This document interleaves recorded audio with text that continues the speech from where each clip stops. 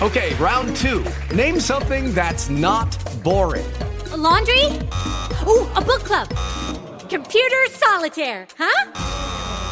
Ah, oh, sorry, we were looking for Chumba Casino. That's right, ChumbaCasino.com has over 100 casino-style games. Join today and play for free for your chance to redeem some serious prizes. ChumbaCasino.com. No purchase necessary. Void where prohibited by law. 18 plus. Terms and conditions apply. See website for details. Welcome to That Will Never Work podcast. You're listening to Women Empowerment Wednesday. I am your host, Coach Latoya. You can reach me on my website at www.coachingbylatoya.com. Also on Facebook, Coaching by Latoya, and on Instagram at Life Coach Latoya. So if anything resonates with you, or you just want to send a message and you want to say, hey, I like the episode, or you have an idea of an episode that you want me to talk about, definitely send me a message. I'd be glad to hear from you. All right, let's get into today's show. Welcome to That Will Never Work podcast. Here on Women Empowerment Wednesday, I am your host, Coach Latoya.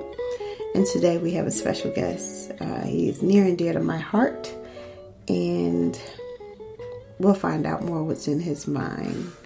It's kind of hard not to like this young man because he has my face. It's my son, Donaven. How are you today, son? I'm quite extravagant, you? I am well. So, let's just get right into it. I would like to know, how does it feel to have a mom who's an entrepreneur? I like to say it's very inspiring because I'm trying to make my own business too. So it's like, as I'm seeing you get all the work you need to get done and all the requirements, I'm sitting here like, all right, if that's what you got to do, maybe I could do it. And then kind of have it fit my speed, fit my way. And you always inspire me to like, don't work for nobody else. You be your own boss. And ever since you said that, I've been focused on creating my own business. So then I'll be thriving under something I'm passionate for. And nobody else can tell me what to do while I do it. Oh, that's the main part. Nobody else can tell you what to do. I believe no one really told me that growing up. They told me, go to school and get a good job. That's all they told me. And when you worked for others and you pay attention to who you work well for, you get to learn the difference between a boss versus a leader. And I realized after working for so long, and sometimes you have a job where you have to pay bills, you have a family. And when it comes down to now starting in the entrepreneur field, and it's like, oh my goodness, I wish somebody would have told me long before. I just went and got a job, and then started to rack up bills. So from the time you were little, I tried to instill in you, become your own boss. Do you remember the project you created outside of school when you were in like 4th grade? Yeah, I remember that. I remember when I was making it, I was sitting there, it was during one of the foresights, and I was just like making some type of little like screenplay for a film. And then I was also doing comic books at the time, and I was like, what if I combined all of this and then just made it one big thing? And then I just talked to a bunch of my friends about it, and then they was like, all right, down, we got you. And even at lunch, I was like, all right, you got this, you got that. And yeah, I remember that. So you were learning even at an early age how to delegate, which is a true, responsibility of a leader. And now I try to focus on teaching you the difference between a boss and a leader. Yeah. Do you know the difference? Of course. A boss, they don't really care about their team. A boss is more of, right, just get it done and get it over with. And they don't really care. Or like they do care, like it has to be to like a specific quality. Mm-hmm. But like a leader will like figure out each of their like team and like their members like weaknesses and strengths, and then they'll put them where they thrive, and then put like you know what I'm saying. So, yeah. So at this point, do you believe you are a leader? I feel like nobody's people, there are your natural born leaders, but I feel as every leader has to go through like their struggles and their quest to find like themselves, you know. Like think about it, for example, like LeBron James, who's always considered the king. He went through a lot in his time. Like he was, you know, like almost every rags to riches story, he was broke. And then, you know, he just found something he loved, and then he kept going with it. And then he did have his bumps, and then now look at him being compared to one of the greatest of all time. And I feel as if what it takes to be a leader is you need to go through that experience. So then you'll be able to like know what to do when that things happen. So basically you're saying adversity builds character so that you're able to relate to your team. That is exactly what I meant. Okay, great.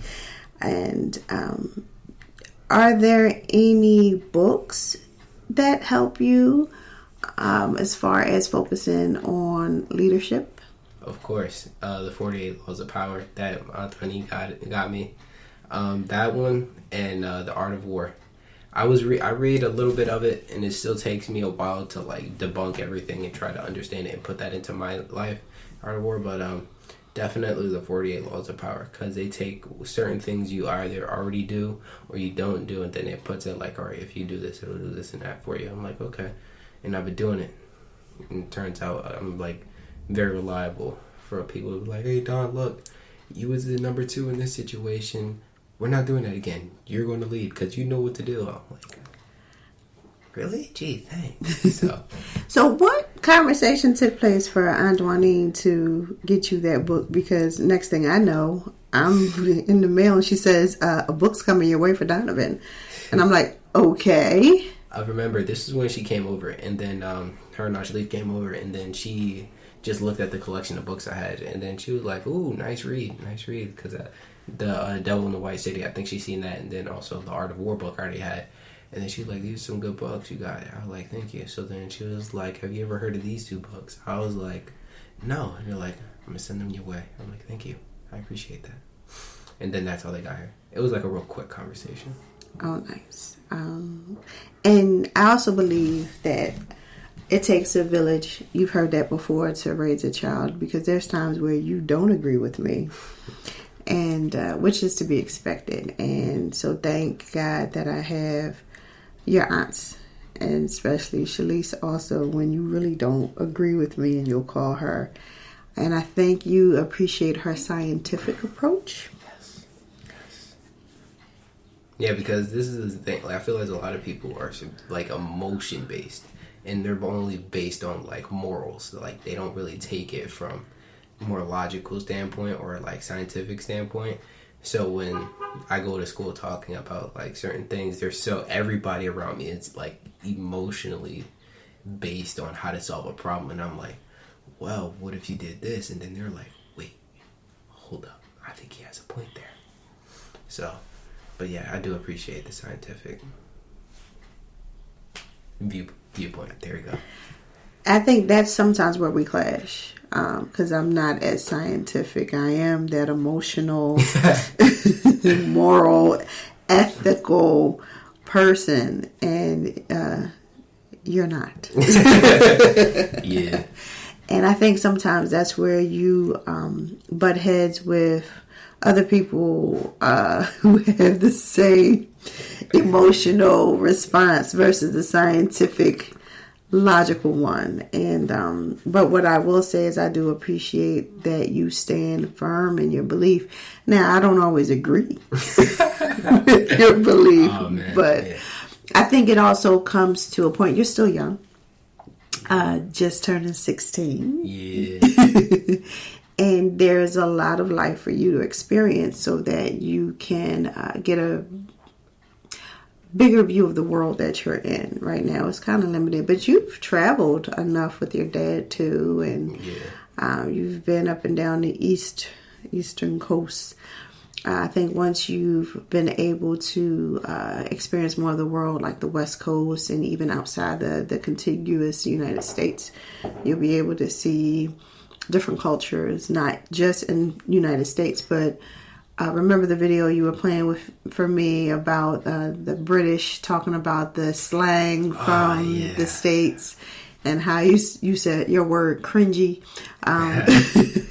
But I think it is imperative for you to learn more about other cultures. So if ever you have to lead a diverse group, you can relate. Just like you talked about LeBron James and his adversity. You didn't come from that background. I'm very blessed. Yes, and that comes from the hard work that everyone around me and you who worked hard so that you didn't have to go through such adversity. But also I want you to be able, I try to teach you to be appreciative and not entitled. To me, the only thing I think you're entitled to is respect. And who you allow in your circle. If they don't respect you, then they don't need to be in your circle. I think that's the only thing that we are all entitled to. Other than that, any and everything you want, you have to work for it. So with me being your mom and focusing on entrepreneurship and even putting that on you, what are any drawbacks or cons that you have? This is a safe space. You can say it. How you drawback and cons of what? To me being your mom and how I come at you as far as being focusing on entrepreneurship, and even me trying to shape you into a leader. I mean, the way, if you put it that way, I feel like there's no real drawbacks. I feel like the only drawback is the fact that you're going to say things that going to hurt, and you just got to be able to take it. Because I feel as if you can't take it and you just fall under pressure, then you weren't meant to be the leader you're supposed to be. But if you're able to take the pressure, then you're going to be able to form into that diamond everybody wants you to be. Definitely, and I think that's working on conflict resolution. And when things happen, and anything can happen in a business, you need to be prepared and stay focused. Always have a plan. Exactly. And if you don't, you surround yourself with a support system that can give you the answer or help you, and not have that much pride to not be able to ask the questions. Okay, outside of just me focusing on you and him being an entrepreneur, what are the drawbacks to me being your mom? I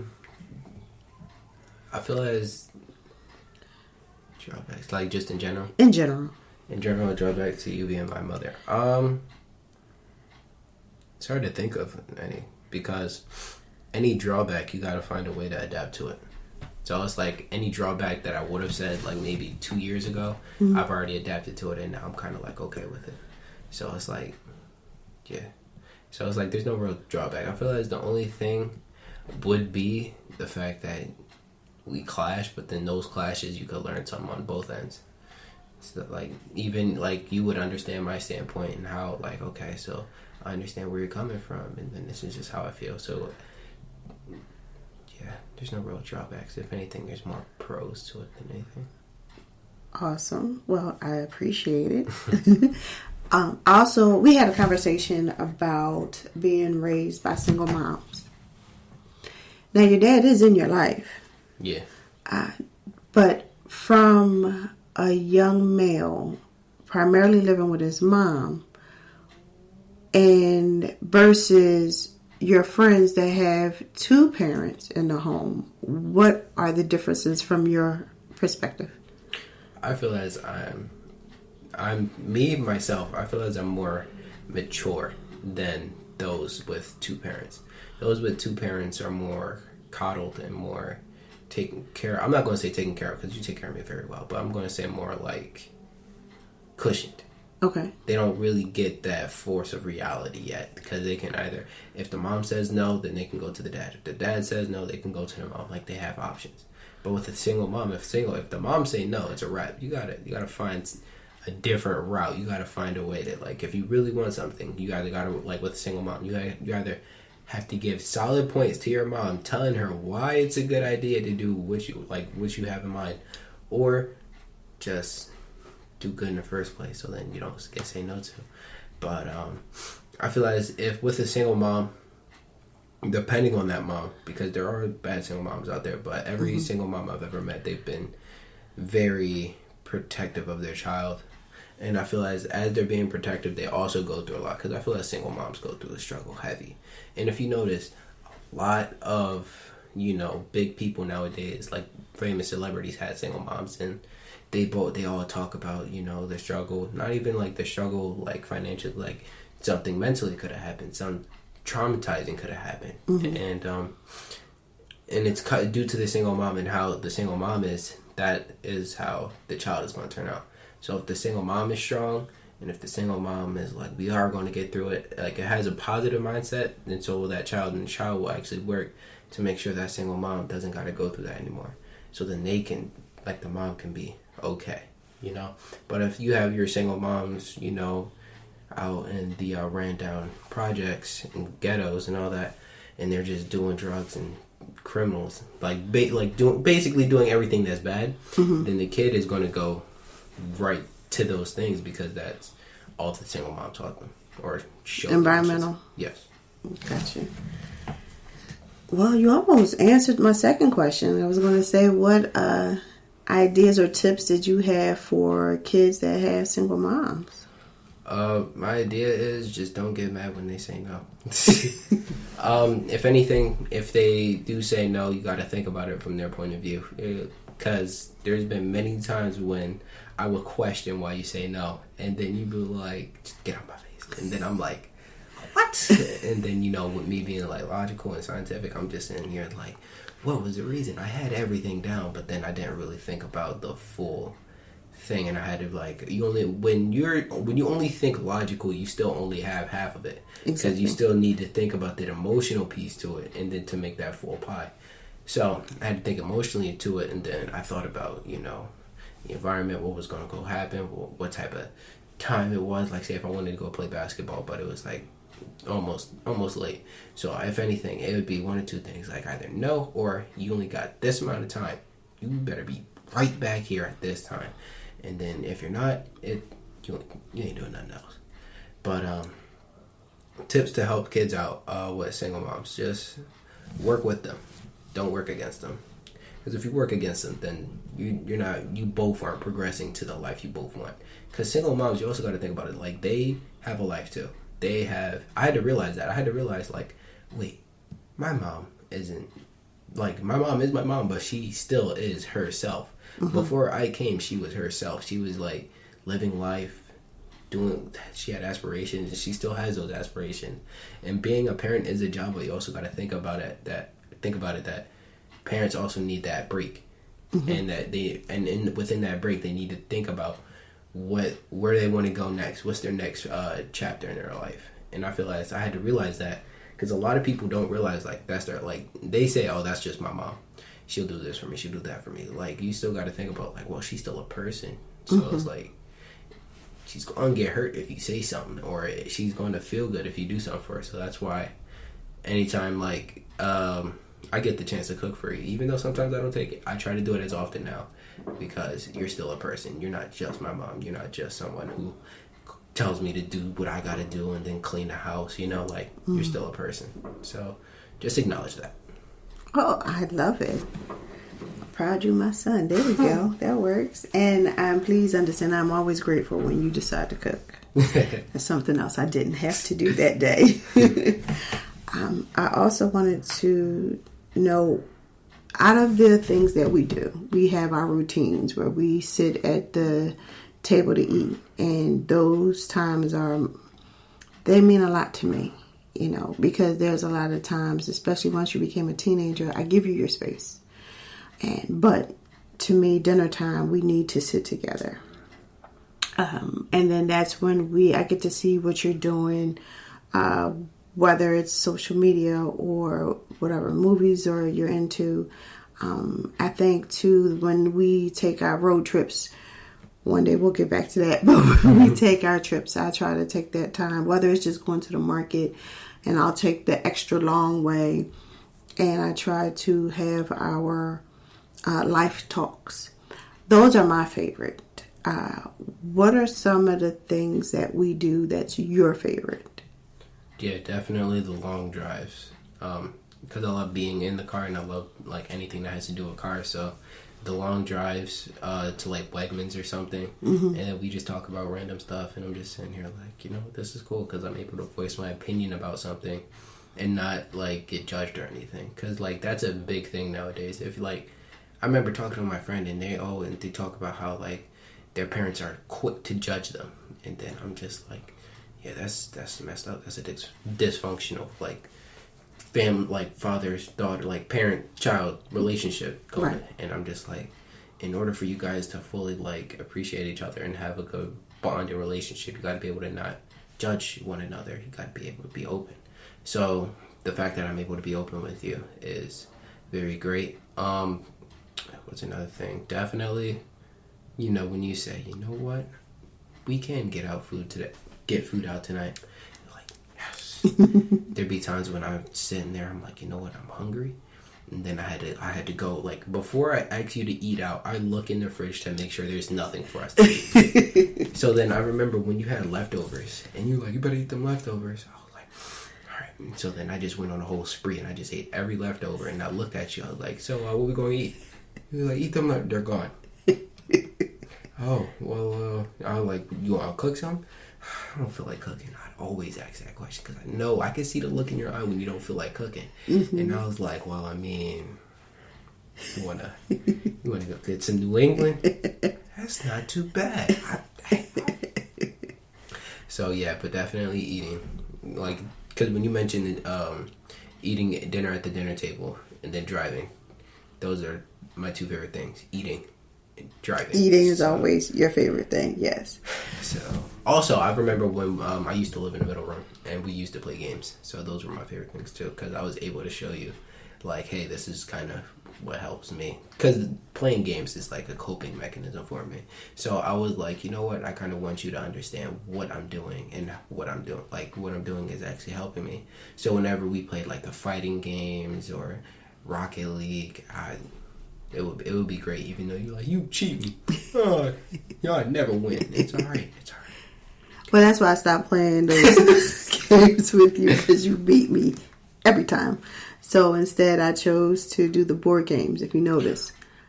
Yeah, the board games too. Yeah, I prefer board games with you. I have a better chance because those are games that I played at one time versus these new games that I have no idea what's going on. But you did mention not being judged, and I try to make sure you feel safe talking to me about whatever. And I do that because then you're free to talk to me, and I don't ever want you to feel like you can't talk to me about anything. And sometimes I feel like I do too much in the sense that I work on projects all the time, whether I'm doing reflexology, Reiki, coaching, anything. And I feel like I'm always on the phone. And so that's why I would set aside Sundays. That's mom and son Sunday. That's our time. And everyone who knows me knows that. So if you notice, my phone hardly ever rings on Sunday. And if it does, I already explained, we have our time prior to if it's a phone call I have to make. And I was trying my best because you had mentioned that to me when you were about 10. When do I get my time? And I said, oh my goodness, I'm making a mistake. Let me fix this. So ever since then, I've been on it. But then you becoming this, teenager now. You have a whole new social circle. I'm like, are you tired of Mom and Son Sunday? Oh, no. I'll never get tired of Mom and Son Sunday. But this is what I'm going to say. I feel as, at this point, I think this is the best time for you to start pushing your business. Like, start pushing more. Mm-hmm. Because, when I was, 10, when I was younger, as a child, as a developing child, they need that, mother attention, Mm-hmm. And that's why I feel as if you still dedicate to Sunday, it's like I'll still be getting that attention I would need from a parent. Because if you think about it, any kid that doesn't get attention from their parent or their sole caregiver, they end up like really messed up. Like, can you name one child who got neglected by their parents and is like doing successful right now? No. Exactly. Because almost everybody that is doing well, they always showed love to their parents. Mother, father, their main caregiver, you know, and uncle, aunt, you know. So I feel as right now would be like the best time. And even if you do like dedicate the mother-son Sundays, that is still me getting my time with you. So yeah, especially the times when I just randomly, hey mom. So yeah, it works out. I love it. So normally I have my listeners, I give out a homework assignment.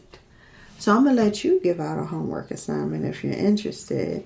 And that homework assignment can be anything, like have a certain talk with your kid. Like what would you suggest to either the parents to their children or vice versa, or to the kids to their parents? What homework assignment would you give? I do recommend, I highly recommend you have a sit down talk with your child. And not even just this average, the talk, but just talk about something and get their opinion on something. Don't judge them. I feel as, you know, most parents, they want their kid to live out the life they envision for their child. You know, like, for example, say if you have a father and his son, right? The father is like a prestigious lawyer and he wants his son to be a prestigious lawyer just like him. But the son wants to be a chef. So then it's going to be a little difficult because the father had all these things planned for him, but then the son isn't really liking it, and then that's just going to commit, like, especially if the communication is really bad. If the communication is bad, along with the fact that they have two different envisionments of their future for, like, themselves, for the son, then it's just going to be, like, a very rocky relationship. So I feel as if you can be able to talk with your child and just get to know them better, even if you feel as you know your child to still talk to them, because it's well needed and it's well appreciated. Like when you guys can just have a nice talk, like, you know what, like I'll do that sometimes when my friends are like, I just had a nice talk with my mom. Really, what y'all talk about? I don't know, we just went off, you know. Oh, okay. Oh, that makes you feel good. I'm doing something right. All right, well, that's the homework assignment. I like it.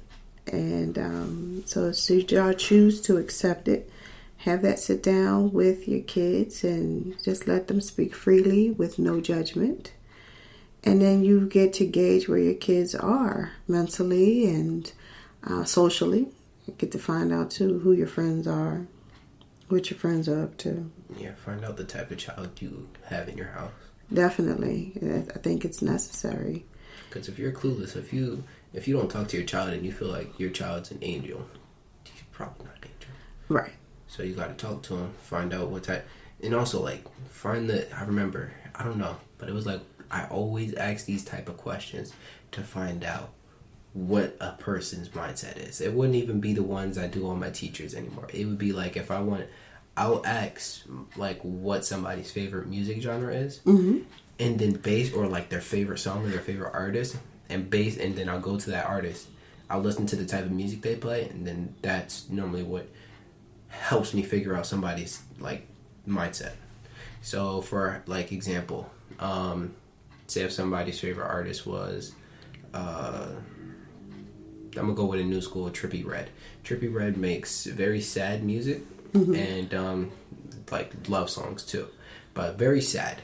And so if they say my favorite artist is Trippie Redd and their favorite song is Love Scars because that's one of like his biggest songs and it's very sad, then I'd figure out like, okay, so this person must be going through something, or he's like, this person's probably really sad. So I'll just like that. It's like questions to find out the type of person you're dealing with. Oh, I like it. So you hear the music I listen to. What would you say about me? You listen to a lot of upbeat music. I rarely hear you listen to sad music, and it shows because you're kind of a bubbly person. Like your coworkers even said that you're very bubbly in the morning. Dear God, I don't know how, but yeah. So you listen to, you're pretty you're pretty open to new music, as I played some new school artists for you. And anytime you mentioned play this artist, it would always be the upbeat song. Because I could find a sad song and then you'd be like, I don't want to listen to this. It's a little too sad. I'm like, I got you, Mom. You know, put on J.I.D., Jaden Smith, you know. So, yeah, you're definitely a happy person. And then you always listen to the type of songs where it's like, it's upbeat and you could tell, like you're a hard worker. Because, what was that song by Jay-Z that you always listen to? Show Me What You Got. Which one? Not the other one. The one, it was, I don't know, but it was one of those Jay-Z songs, and it was like really hype, and you were like, oh, shit. He was in the car ride, and we both. Oh, yes. I can't think of the name right now because I can never find it because you have to have an Apple subscription in order to get it and all of that. Oh, my goodness. Or another example, Nas, You Owe Me. Pay me back. Oh, yeah. Yeah, like, either way, like, I can find a bunch of songs that you'd be like a bunch of classic songs, and they all kind of show like you're just this happy person, and you can tell by the beat too that like the beat is mainly what gives it off, because they're all happy beats, and you're also very chill, which is why you listen to Method Man, because if you listen to the Tikal album, and you listen to some of the songs, it's like it's upbeat, but it's a chill beat, right? So it's like I want to chill. I want to chill though. So yeah. Well, I like your analogies. I like your methods of deciphering your friends' personalities. That's what you have to do nowadays. I feel like it's essential. It's I'm gonna say it's essential because you don't want to just blindly get into some type of relationship with somebody. Think about it. Would you rather get in a relationship with somebody you don't know but think they're like your friend? Or would you rather know what type of person they are and what they might do within the next couple of days or within the next couple of weeks? You know? I am so proud. It's kind of hard for me to come up with another question. I'm just admiring your thought process. Even though, you still have that scientific approach. So, at this point, before we wrap it up, is there anything else that you would like to say? To people listening, if you have kids, make sure you pay attention to them. Watch how they grow, watch how they walk. Watch how they socialize with you, interact with you. Be observant to everything around you. Don't be observant just to what's going on within that day. Make sure you always have a plan for something. Like, if there are younger viewers, make sure you have a plan for what you plan on being or what you plan on seeing yourself in the next 5 or 10 years, and what you have to do now to get to that point. And wait, one more thing. That was great, but to the kids, and now to the kids of the entrepreneurs, to the kids of entrepreneurs, parents. Let's see. Support your parents, especially, sometimes you're going to have to understand that they got to do certain things, so you may lose out on maybe a few family moments. You may be able to maybe you're going to have to go through things you don't like, but at the end of the day, you still got to think about the entrepreneur parents are doing this for you. Right. Entrepreneur parents are trying to make sure you have a better life, and they're going to have to go through the rough bumps. They're going to have to go through the times when they're not going to be able to give you as much attention as they gave you when you were younger. And you're going to have to be able to get used to that. So basically adapt to it. And also, as much as I hate to say it, you're going to have to learn how to wash dishes and wash your clothes and all that. Dear God. Yeah, and also be able to help them out. If you can help out in any way, do it.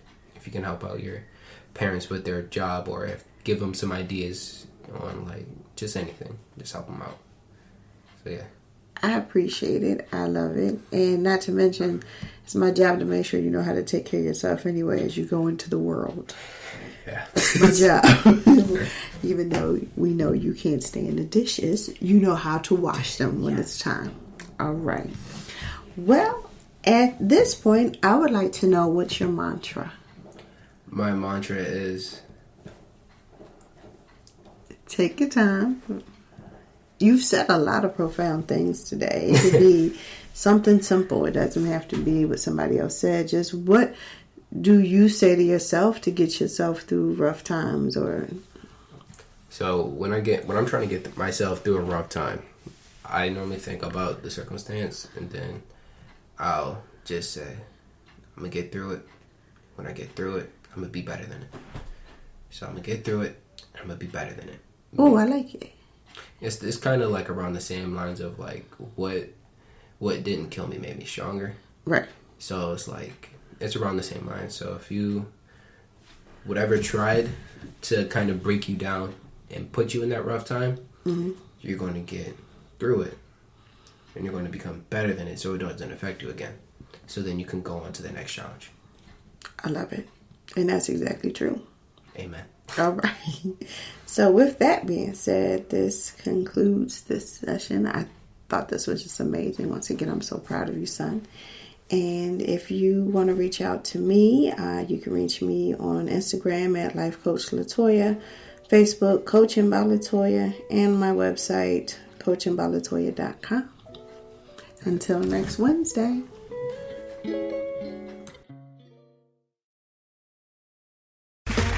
Okay, round two. Name something that's not boring. A laundry? Ooh, a book club. Computer solitaire, huh? Sorry, we were looking for Chumba Casino. That's right. ChumbaCasino.com has over 100 casino-style games. Join today and play for free for your chance to redeem some serious prizes. ChumbaCasino.com. No purchase necessary. Void where prohibited by law. 18+ terms and conditions apply. See website for details.